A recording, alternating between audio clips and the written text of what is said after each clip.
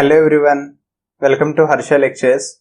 In this lecture, I am going to explain you about check if the sentence is pangram or not. Okay, so here pangram means user will give one sentence. So in that sentence, we need to check all alphabetical letters are there or not. So here a pangram is a sentence where every letter of the English alphabet appears at least once. Given a string sentence contains only lowercase English letters, written true if sentence is a pangram or false otherwise. So here in this example one, they given sentence equal to the quick brown fur jumps over the lazy dog. So this is a pangram.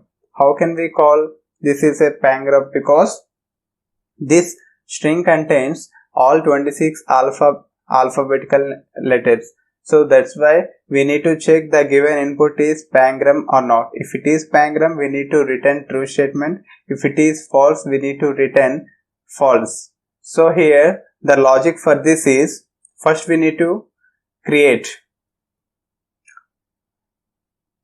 here string s equal to sentence. Okay. And then here what I am mentioning is for character C equal to, I am giving A and C is less than or equal to, I am mentioning here Z, and pre-increment C. In this for loop I am mentioning if s dot not contains, if s dot not contains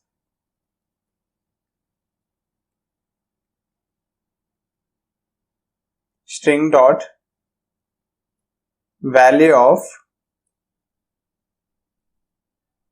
C, okay, then return false,